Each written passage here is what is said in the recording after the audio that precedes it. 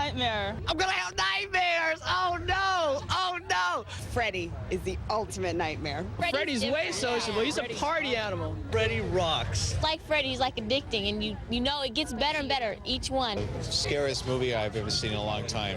I don't think I'll sleep tonight.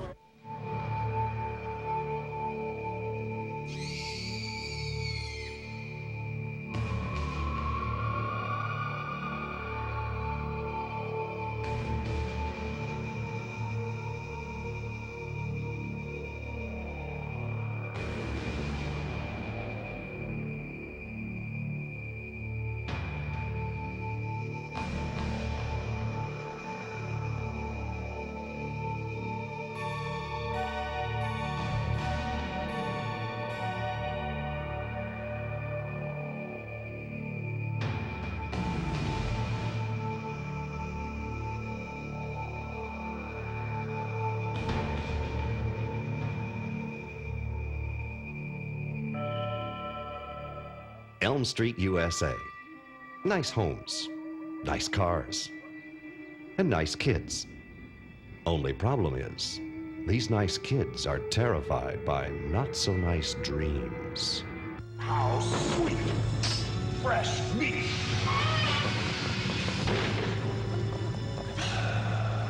Alice, wake up and get out! Alice, I'm so sorry. It was a mistake. I pulled you in. Alice, come to Daddy. In Elm Street, The Making of a Nightmare, we'll take you behind the scenes of Nightmare on Elm Street 4, The Dream Master, and let you meet the man responsible for the cause of chronic insomnia of teenagers, not only on Elm Street, but around the world, Freddy Krueger.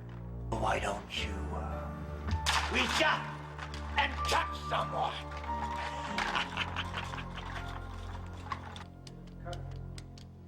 Even before Freddy Krueger began terrifying audiences, the creators and crew of the first Nightmare on Elm Street film were well aware that this menacing character might be around for more than just one picture. Rachel Talalay, the producer of Nightmare on Elm Street 4, has been associated with the Nightmare films from the beginning. Well, first of all, Nightmare 1 was just inherently terrifying. And I knew it was a great film when I read the script and I couldn't sleep that night. I knew it was a good film when it was scary on set when you're filming it, which is almost impossible because there are a million lights and you know what they're doing and you're looking at pieces of rubber and it's still scary. And when I saw the first cut of it, it was really scary. And when you've been there every day shooting it, you know how they did everything, and it was still scary. And it still scares me today. The man responsible for creating the character of Freddy Krueger, in addition to writing and directing the first Nightmare on Elm Street film, was Wes Craven. Craven, known for directing the cult horror classics The Hills Have Eyes and Last House on the Left, believed that creating Freddy Krueger, a man who didn't care about himself, let alone his victims, would be worth a scream or two, either awake or asleep. With Freddy, it was that you can't get around him. He can stretch out his arms forever, and there were things that he did that were quite disgusting, but it would show that he had no concern about his own well-being. The moment when he slices himself open. Watch this.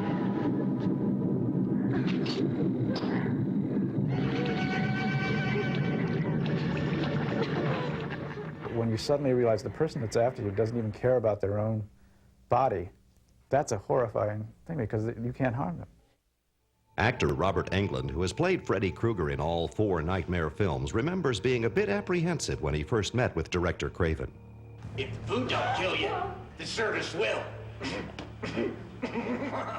I don't know what I expected, I guess, to see Charlie Manson sitting behind a desk carving human hearts or something, and here was this erudite, attractive gentleman, you know, and when he told me sort of his dream of how this movie should be and the mix of fantasy and horror and surrealism that he wanted to imbue in the film, I was just really taken with the man as a sort of dark artist.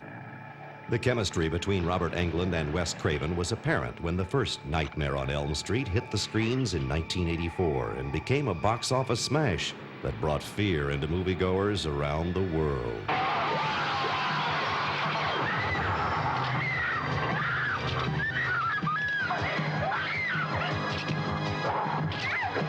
But who is Freddy Krueger? And why is he wreaking havoc on the Elm Street teenagers? You want to know who Fred Krueger was? He was a filthy child murderer who killed at least 20 kids in the neighborhood. Kids we all knew. Did they put him away? Well, the lawyers got fat and the judge got famous, but somebody forgot to sign the search warrant in the right place, and Kruger was free just like that. What did you do, Mother? A bunch of us parents tracked him down after they let him out. We found him in an old abandoned boiler room where he used to take his kids. Go on. We took gasoline. We poured it all around the place and made a trail of it out the door. Then lit the whole thing up and watched it burn. But he can't get you now. He's dead, honey, because Mommy killed him. But surprise, thanks to box office receipts totaling over $23 million, Kruger returned in Nightmare on Elm Street 2, Freddy's Revenge. This time, Freddy looked for some help in carrying out his onslaught of murders. His choice? Jesse Walsh, played by Mark Patton. We got special work to do here, you and me.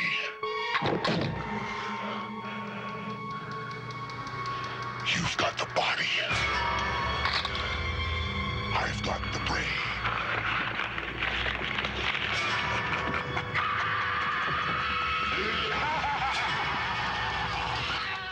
I think in part 2, the main thing that attracted the fans to that was we had a real sensitive male lead. Instead of a typical macho teen boy, we had sort of this nerdy, sensitive kid, and he became the equivalent of our heroine in Jeopardy from part 1. And while Freddy's plans went astray in part 2, it didn't stop him from trying again in Nightmare on Elm Street Part 3, The Dream Warriors. Part 3 also marked the return of Heather Langenkamp, who played Nancy Thompson, one of the few survivors from Part 1, who understands firsthand the reason for the kids' sleepless nights. I know who's trying to kill you. Don't humor us. We're not in the mood. He wears a dirty brown hat. He's horribly burned. He has razors on his right hand. Who is he? His name is Freddy Krueger. Why is he after us? Yeah, and what did we do? You are the last of the Elm Street children. The Elm Street Kid's success in killing Freddy in Part 3 proved to be short-lived, because sometimes it's hard to keep a dead man down. And Robert Englund resurfaces once again as Freddy Krueger in A Nightmare on Elm Street 4, The Dream Master.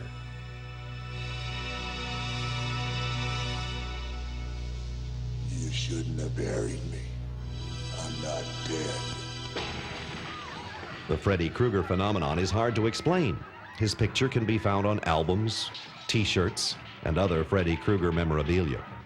Wes Craven has his own theory as to why Freddy is so popular. You are all my children now. I think what happens, it's almost like the hostage situation, the classic situation in a hostage situation, I'm told, is that at a certain point, the person who is the hostage will flip and try to make friends with the captor. You know, that's the best way to deal with it psychically. And I think that's what kids have done with Freddy. He was so compellingly frightening that in order to contain him and deal with him, they've made friends with him. Certainly one of the reasons for Freddy's success has to be the unusual sense of humor that is wrapped into this monstrous character. This is it, Jennifer. Your big break in TV. Welcome to prime time, bitch. Wanna suck the face? No. Krueger! Well, it ain't Dr. Seuss. What you have to remember is if you let an audience laugh in a horror film, it's much easier to take them through the whole process, setting them up to scare them again. And so that's an advantage you have. The other advantage is that it's a double pun on the form. In other words, Freddy's a pop cultural phenomenon now. He's a popular culture icon. And if Freddy does a Clint Eastwood line or a Stallone line or a Pee Wee Herman line or something we've all heard on commercials or Welcome to Prime Time or something, it just reinforces that Freddy is this sort of asterisk of the culture, because he's using the culture and throwing it right back. Welcome to Wonderland, Alice. One thing that is no laughing matter is the horrifying face of Mr. Krueger. Robert Englund, minus the famous makeup, talked about the original concept of Freddy's look. When it was originally designed, David Miller, on the original design in part 1, worked on it. We wanted just half of the face destroyed by burned tissue. And then the powers to be at New Line and Wes Craven, they felt that it should be the whole face. But we wanted a melted look, and we wanted a bit of evocation of a witch. And there's an old 40s paperback book, The Shadow, Who Knows What Evil Lurks in the Heart of Men. And we based some of it on that look a little bit. The original makeup design by Dennis Miller and modified by Kevin Yeager was applied to Englund in Nightmare 4 by Howard Berger, whose toughest challenge was in trying to keep Robert still for the 3-hour process. The first thing I do is to get Robert in here and get him to sit still. That's the hardest part of the makeup. He's really wonderful to work with. He's so much fun, and he's so patient every day to have that makeup on. His head is totally covered. There's none of his real skin showing at all, anywhere. The long, tedious task of Robert's transformation into Freddy Krueger begins with the application of a latex bald cap covering Robert's hair. This is necessary because all of the pre-made foam and latex skin-like pieces must be glued to cover Robert's entire head, face, and neck. The process works like a jigsaw puzzle. To create that puzzle, Robert has to have his entire head cast in plaster, which is then used to create the various pieces. It's a rubber called foam latex, and there's 5 different chemicals that have to be mixed up in like a mix master, and we inject it into these molds. And what Kevin did is he sculpted each piece and took plaster negatives off the clay sculptures and puts foam in them, and we put Robert's positive of whatever, let's say his forehead, into the negative plaster mold and bake it at like 3.5 hours at 200 degrees. And we pop them out. They're all the pieces are pre-painted, which means they're painted back at the studio, and I bring them to set every day. Howard Berger's next step is to apply the first piece of the puzzle, which is the back portion of the head and neck. Next, the ears and left side of the face is applied. Notice how even the fine details of the ear fit perfectly. And then the right side is fitted into place. Then the rest of the face is filled out with the chin piece, nose, and upper lip.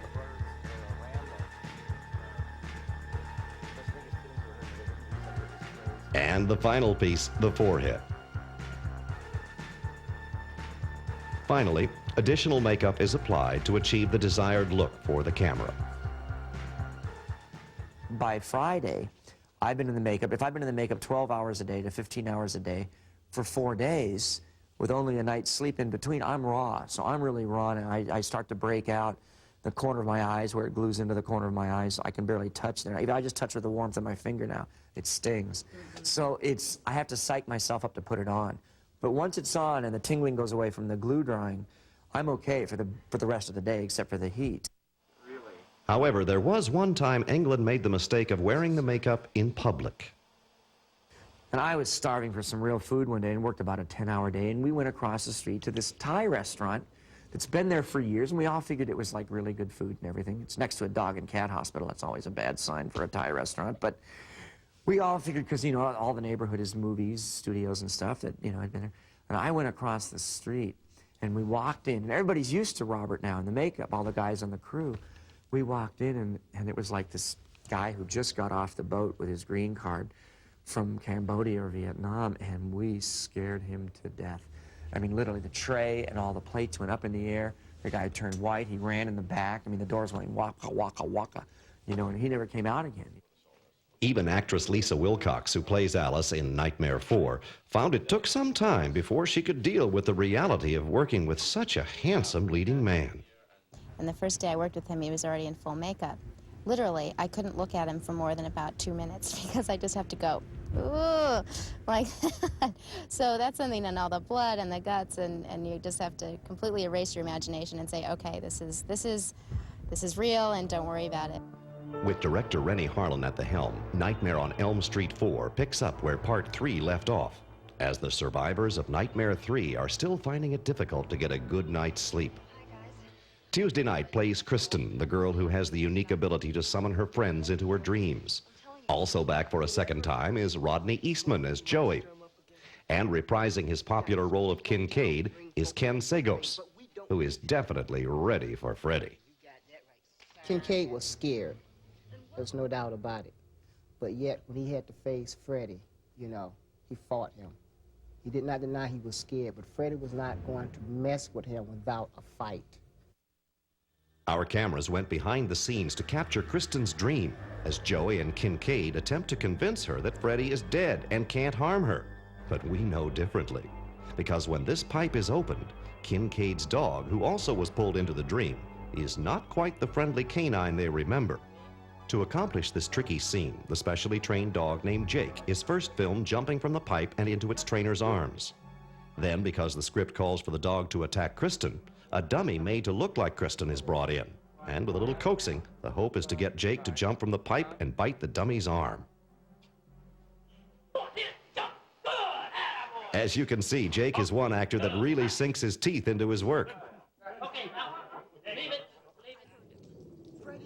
Then, with some quick editing and post-production, it appears that Jake has actually made his mark on actress Tuesday Night in the final version of the film. Fred Krueger's history.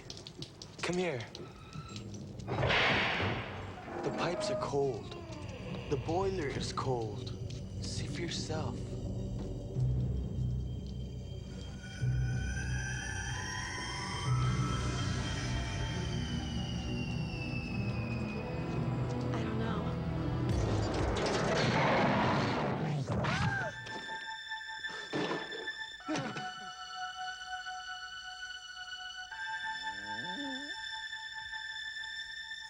While Kristen suffers a nasty dog bite, the fate for Kincaid proves to be a lot worse when he finds himself in the middle of a junkyard.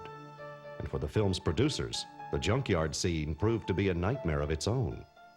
The junkyard was logistically a nightmare. You know, you've got this, you go to this junkyard and the California law is that you can only have cars three high, and suddenly we want these corridors and this maze of junk cars. To create the illusion of the large junkyard scene called for in the script, the producers and director Kenny Harlan turned to DreamQuest, a special effects company whose credits include The Lost Boys and The Fly. And we actually shot this plate. The plate is what we call the part with Kincaid in it. The night that they were shooting Kincaid for some other shots, we went off to the side, found a dirt patch because that's all we needed, put Kincaid down on the ground there, built a little tower above him, and put some shadows on the ground to imitate cars actually being there. Next, using a crew of 7 people, nearly 1,000 miniature cars were built over a 2.5-week period. Then Justin and his crew created a spot where Kincaid would stand for the camera to pull back from, revealing the masses of cars. Kincaid has run in, he was running down this pathway here, and Freddy has thrown all these cars in his way and trapped him in this pit. So we really sort of, it was pre-dictated as to where we were going to pull out from. It was going to be this pit that Kincaid was trapped in. In terms of the overall model, basically what we tried to do was do something that would sort of technically fit into our plan. So we pretty much centered this and then built our model around it. So that's pretty much it. This is where Kincaid stands, is right in here, and the camera just pulls pretty much straight back from there. To achieve the effect that Kincaid is actually in a world full of cars, the previously shot film of the miniature cars is projected into an open space of this painting of even smaller cars. So what we did is we projected the image that we were going to match to inside here. We then had the rest of this glass. This is all on glass, this painting. We had the rest of this glass to work with. Ken Allen went in and painted the rest of the image that was combined with what went into here. Then what we did is we had a camera then that just pulled back from here, and it appeared as though we were continuing to pull back from the previous shot. The creation of this spectacular visual effect for which the Nightmare films are famous finally comes together with all 3 elements combined. Kincaid screaming in the actual junkyard, the model car miniatures, and finally, the painting of the world full of cars. Overseeing all of the special effects in the picture is director Renny Harlin. Harlin, who had a taste of directing horror films with the movie Prison, looked forward to making his contribution to the Nightmare series.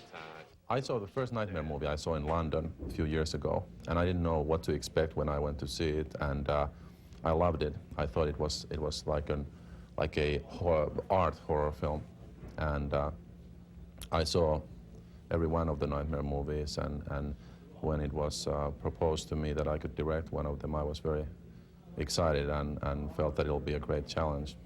And producer Rachel Talalay was excited about the overall look Renny Harlin could give a Nightmare on Elm Street film. What I was really looking for in Nightmare 4 was somebody who had a real visual style. All the other films look fine, but they don't have an extra visual style. And when I saw Prison, Renny's just got an incredible visual style. And what we're getting in this film is a much better looking film, much more camera movement, much more excitement. And that's what we thought we could give to this project that the other ones didn't have. And Robert Englund's previous experience on Nightmare films was helpful to the young director. Working with Robert Englund is really great because he is very familiar with the whole series. He can help me a lot by telling what they did earlier and what worked, what didn't seem to work. And there's like a set of Freddy rules in a way. There's like Freddy's own reality where you have to sort of draw from. And working with Robert is really great. He's really professional. He's very patient. Freddy Krueger has pulled some pretty cruel tricks on the kids of Elm Street over the years, but nothing can compare to what Freddy did to the character of Debbie in Nightmare on Elm Street 4.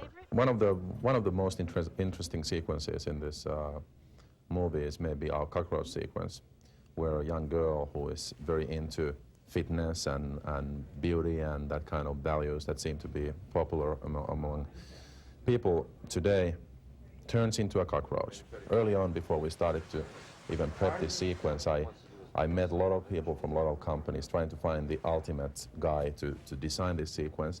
And I happened to see a sequence that Screaming Mad George had designed for another movie, and I realized that this man he's mad or he's a genius.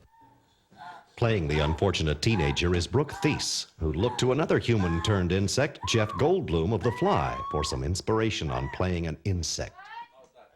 First thing I did was I went and I rented The Fly, the second one, and I watched his metamorphosis of his acting. I think he did a fabulous job in that, and his progression and his movements and his walk. But as I was doing the cockroach, I found that my part was different because it was almost like he was becoming this thing, and he was a part of it. Even though in the beginning when I had the arms, I felt that Debbie really wasn't a part of it yet, and she didn't want these things on her. The man responsible for creating the transition of pretty Brooke Thies into a cockroach was Screaming Mad George, whose work can be seen in such films as Poltergeist 2 and Big Trouble in Little China. For George, the process of designing the roach transformation began with the not-so-pleasant study of the little creatures, up close and personal. So we had, we got a bunch of cockroach in the roach motels, and we really inspecting was this close, and it was so gross. I mean, I'm not really cockroach fan, and but it was really interesting insect study. But I mean, it's the art of something, that recreating something so realistic that people get nauseated.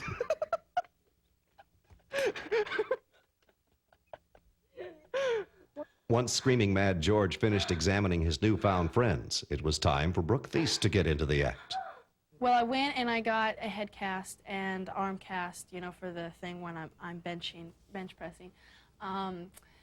And that was just the body cast, and then he did the molds and stuff, and then I kept coming back and I kept seeing more things, Then, it was like the fourth time I went there, I saw my head, that face that peels off, and I went, oh my gosh. And I kept passing by it, and I kept going, God, this is so weird, my face is staring at me, And then I got into the cockroach outfit, and he had a little videotape, so he videotaped it, and then I got to watch it. It was just so interesting, really interesting. The horrifying transformation scene begins when Freddy suddenly appears in Debbie's attic while she's working out. First, Brooke is checked to make sure that her new roach arms are in perfect working order. Then Robert Englund steps in and makes his own final preparations as the infamous Freddy Krueger. Director of photography Steve Fierberg takes a last look, and then cameras roll. Run up and to one side of the slate. That's it. Mark.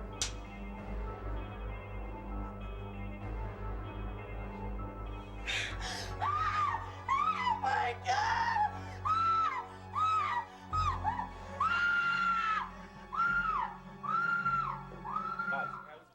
Beautiful. For the next phase in filming this scene, Englund must throw the barbells into a mirror strategically placed next to the camera. Not an easy shot for Englund, and not a safe place to be if you're the cameraman. So with the cameras rolling, Englund gives it his best shot.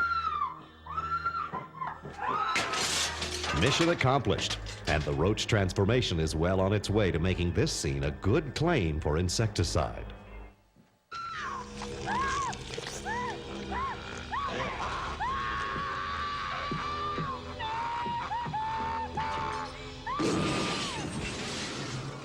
But things don't get any easier for poor young Debbie. After running from Freddy, she finds herself smack in the middle of a roach's worst nightmare, a roach motel.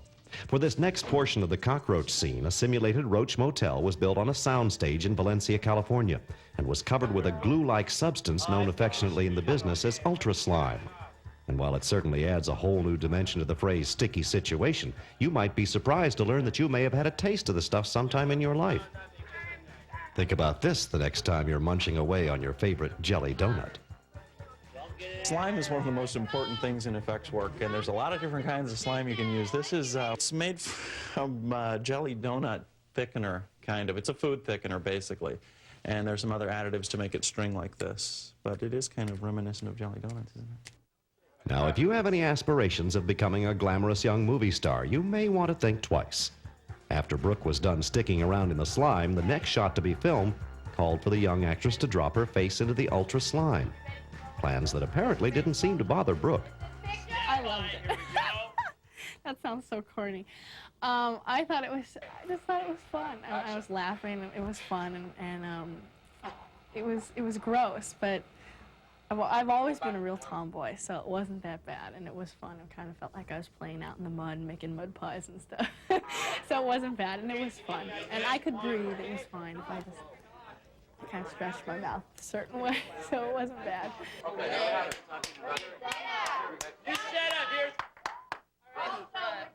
The next shot in this scene finds Debbie trapped inside the Roach Motel with a victorious Freddy Krueger peering in.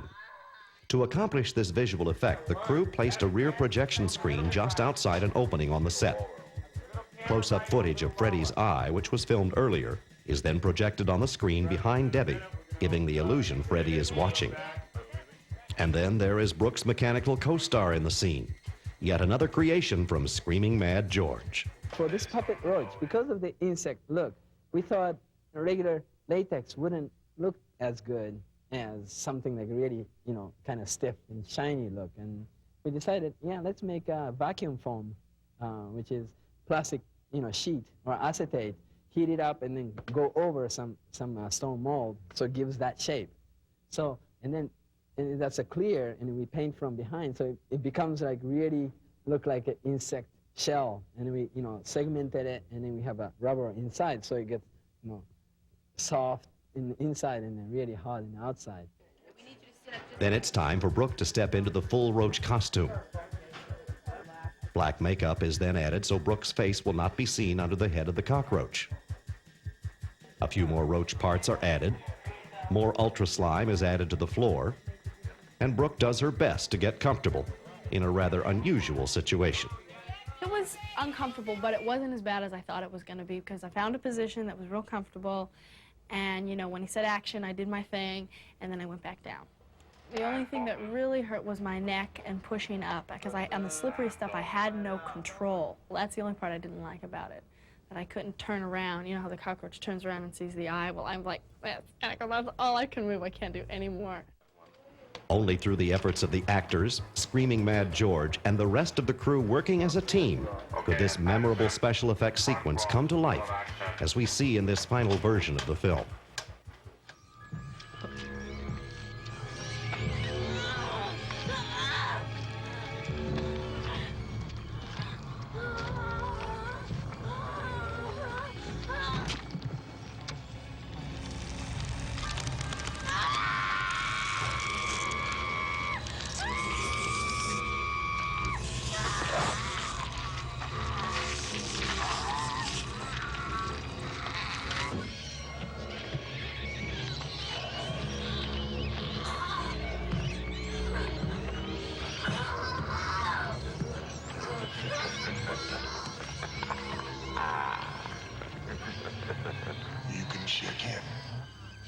you can't check out. When Freddy Krueger kills, he kills with humor and style. And in Nightmare on Elm Street 4, Freddy continued this tradition in a big way. Freddy was never one for letting his victims get away. And although the character of Joey, played by Rodney Eastman, survived Freddy in Part 3, you can probably guess that his luck ran out in Part 4. In Nightmare 3, Joey was seduced by a beautiful nurse who turns into Freddy.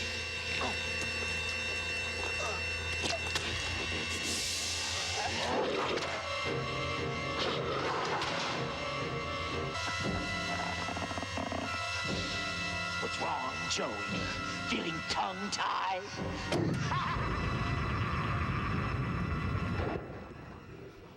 In A Nightmare on Elm Street 4, another beautiful woman seduced Joey. This time it was the poster girl of his dreams that came to life. To create the illusion that poster girl Hope Marie Carlton has turned into Freddy, a diving tank was built to allow the actors to work underwater and to create the image that they've appeared inside the mattress of Joey's waterbed. The entire bedroom set was built over a water tank. Behind Joey's headboard is the unseen portion of the water tank, which allows the actors to submerge underwater, holding their breath and positioning themselves for the scene. Next, the scene is rehearsed for camera position with Joey, Hope, and Freddy. And then the cameras are ready to roll.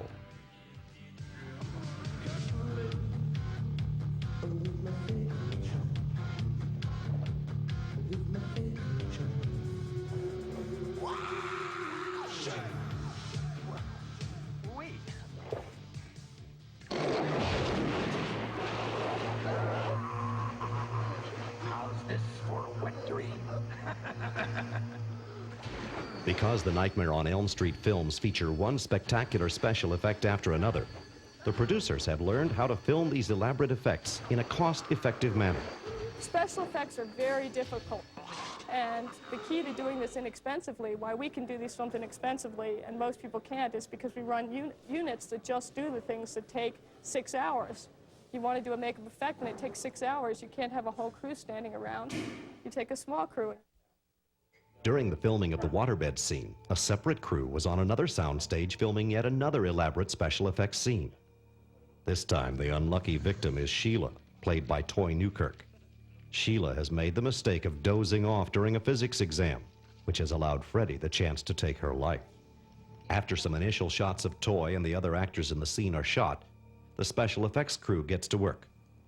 The scene calls for a mechanical arm to break through Sheila's desk and grab her while she's taking a test in the classroom. The mechanical arm is controlled by a crew member situated below Sheila's desk and out of camera range. It's extremely important for both the mechanical arm operator and Toy to understand how the scene will be played out.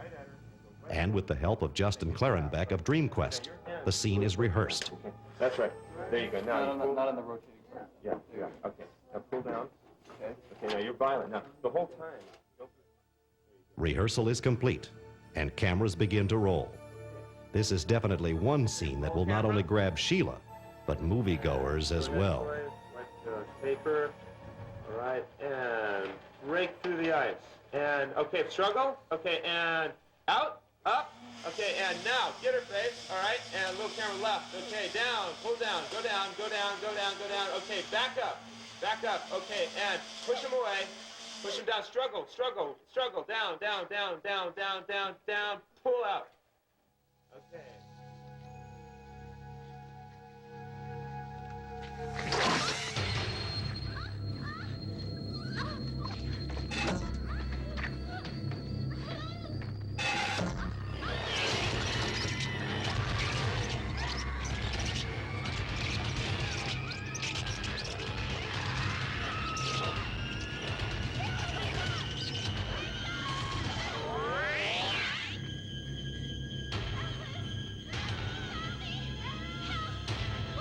One of the challenges for all of the actors in the Nightmare on Elm Street movies is having to work with the mechanical as well as visual effects. For Lisa Wilcox, the biggest challenge in appearing in a Nightmare film was reacting to frightening objects that weren't really there. A lot of the special effects have a personality. and you have to react to that personality. Even though it's not a human being, you have to react to that thing. I mean, there's a thing with the pizzas, and these little faces, okay, and they're supposed to be my friends who died, and they're the little screaming faces, and I'm going, okay, this is the yes, okay, and react to this little head that's screaming and so that's hard. One thing that helped Lisa on her first feature film was director Rennie Harlin, who was always there to guide the actress through her demanding scenes. He's very aware of everything going on around him, and he reacts to it and responds appropriately, and it's really nice to see that, because there are directors, this is my first feature, but doing other projects, there are directors who don't say boo to you, you know, they just say do it, you know, but he is always coming over and saying, this scene, do you like how it works, you know, and how do you want to play, and he's always listening and wants to get your response and your contribution.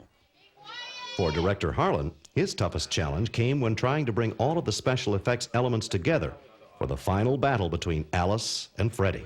I think the most challenging sequence is our final church sequence. That's going to involve a lot of makeup effects and mechanical effects and optical effects and stunts, and it's going to take a couple of weeks to shoot, and involves 3 units and a lot of collaboration from different people, and that's very hard to coordinate, but I think that sequence is also going to be very interesting. To create the dazzling array of special effects called for in this scene, Rennie and the producers turned to Steve Johnson, whose amazing work can be seen in such films as Ghostbusters and The Howling. What it is it's the end sequence. They wanted it to be the most spectacular makeup effect sequence in this film. And they wanted to really give Freddy finally a real death, and the other ones he's just kind of poofed away in a puff of light, and they wanted to really let all of the people that he'd killed really get a chance to get back at him and beat the hell out of him this time. So we just carefully and cleverly planned it out so that the basic trick to the thing is intercutting between an oversized prop that stood about 20 feet tall of Freddy and small-sized props, and with some strange tricks like Dutch angles and a lot of smoke and moving cameras, hopefully we'll fool the audience and they'll never know the difference between the two. Killing Freddy Krueger, as you might imagine, is no easy task. And to pull it off, Johnson had to use several carefully thought-out devices. The nature of this thing was basically that all of the souls that are left from all of the victims Freddy's ever killed throughout his life and death are getting back at him by punching their way back out of him. Not in a bloody sense, but they're stretching through the membrane of his skin in almost a magical sense that they're growing out of him. It looks as though there's arms growing out of him, heads and torsos growing out of him, and beginning to rip him apart as much as they can. To create this illusion, Robert Englund was first placed into a body rig. Freddy himself fits into it, something like this. And his arm goes through the sweater of the dummy, and that way it blends off onto his neck. You get his real head and his real arm, so he can do all the motivating. And then we can do anything we want, since this is a dummy back here, and you can see it's fairly well hollow. We have plenty of room to get as many as 12 puppeteers back here to do what we need to do.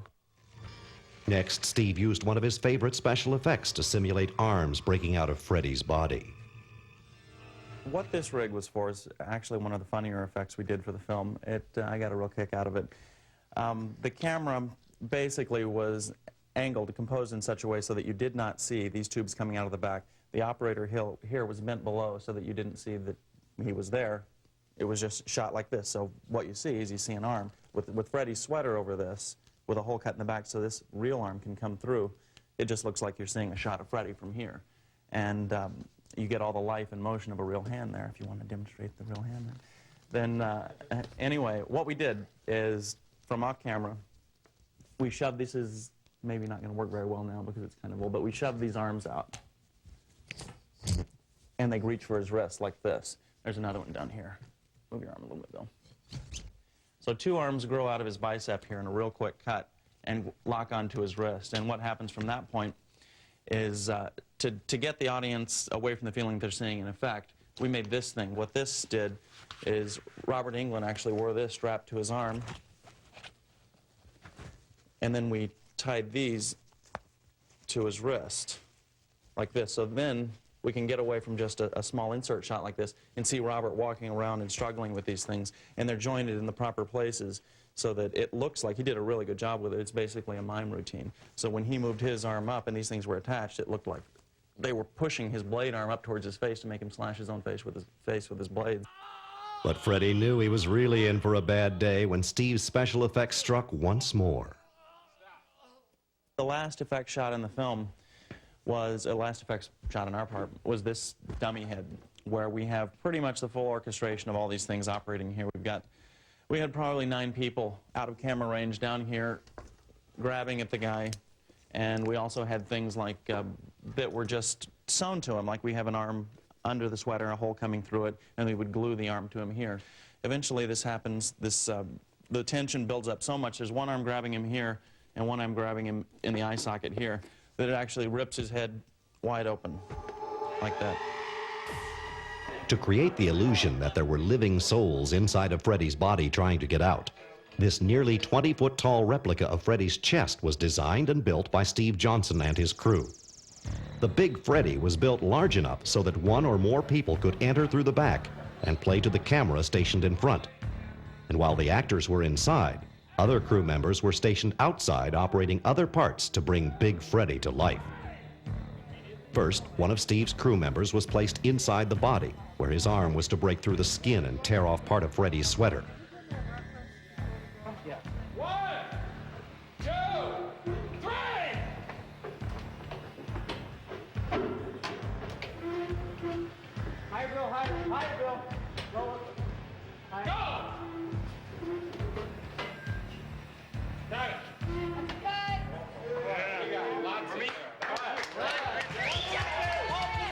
Once the hole is punched through the skin of Freddy's chest, it must be replaced many times throughout the day.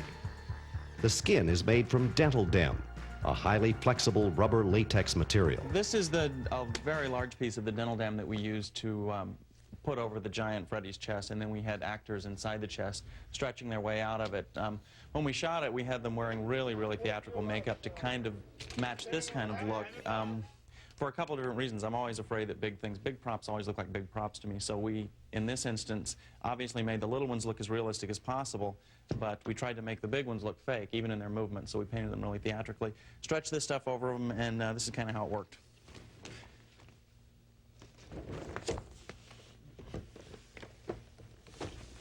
Go forward with your face real far.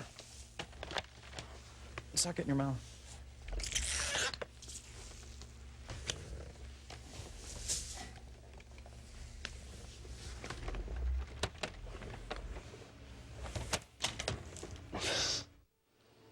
Three actors made to look like the dead victims trapped within Freddy's body are given final touch-ups before entering the oversized replica. Then, with some encouraging words from the crew, it's up to the three actors to push their bodies forward against Big Freddy's chest, simulating the souls trying to escape from their killer's body.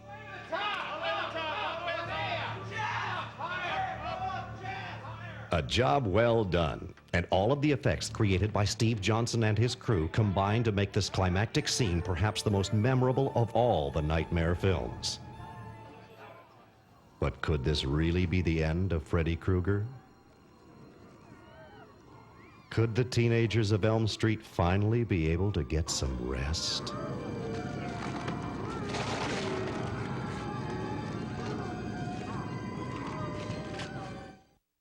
As you lay your head on your pillow tonight, remember, in the movies, no one has to die, and Freddy Krueger may be alive and well and waiting for you in dreamland.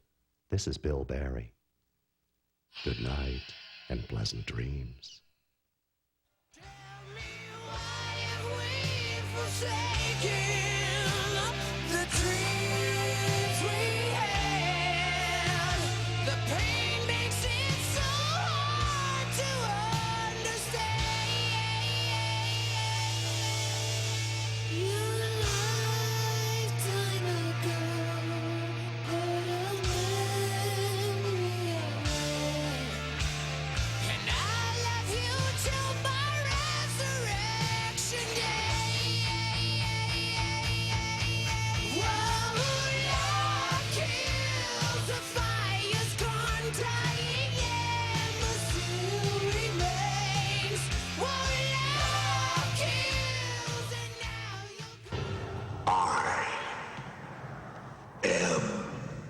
Eternal.